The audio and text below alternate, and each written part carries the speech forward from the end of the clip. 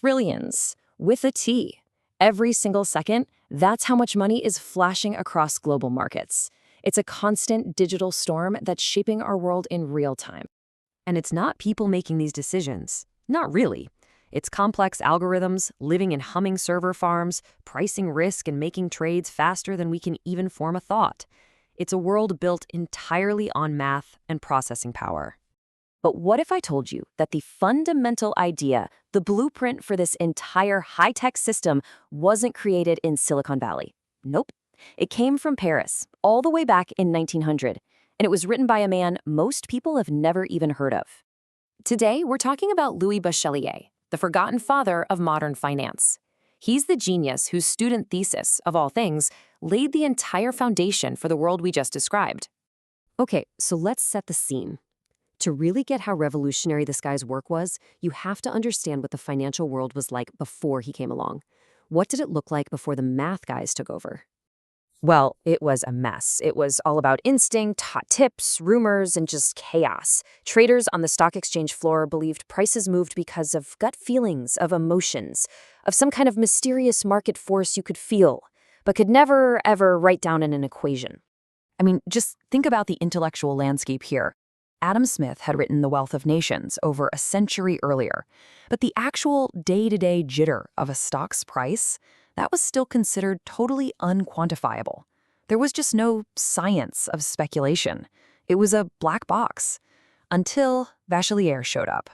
And that brings us to Paris. In the year 1900, a PhD student at the Sorbonne, our guy Louis Bachelier, comes forward with an idea so radical, so completely out of left field, that the financial world just didn't know what to do with it. He asked a really simple but incredibly deep question. What if price changes are random? What if everything that's known, all the news, all the hope, all the fear, is already baked into the current price? If that's true, then its next move is essentially unpredictable. This idea became known as the random walk theory. He basically said that a stock price moves like a speck of dust in a sunbeam, getting knocked around by countless tiny, invisible forces. You can't look at where it was a second ago to predict where it's going next. And the conclusion he drew from this was a bombshell. He wrote that in a fair market, the mathematical expectation of a speculator is nil. In plain English, that means, on average, you can't expect to beat the market because any information you have is already in the price.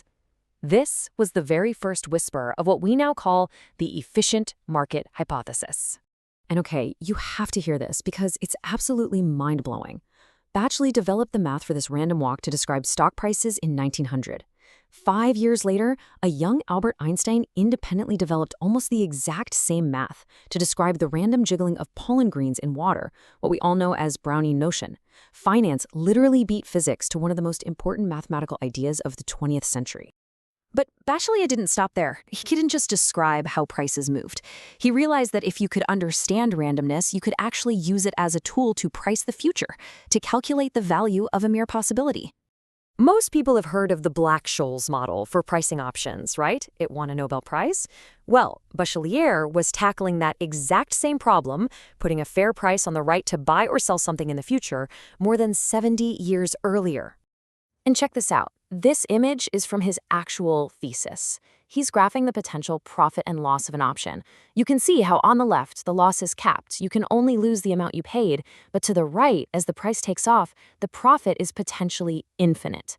The man was visualizing modern risk management over 100 years ago. So this is the big question, right? If this work was so important, so incredibly ahead of its time, why did it just vanish? Why was this genius completely ignored for more than half a century? Well, simply put, the world just wasn't ready for him. Back then, finance wasn't seen as a serious academic field. It was kind of grubby, not something a proper mathematician would work on. And besides, there were no computers to actually run the complex calculations his formulas required. His ideas were just too abstract, too radical. So his thesis ended up on a shelf, just gathering dust.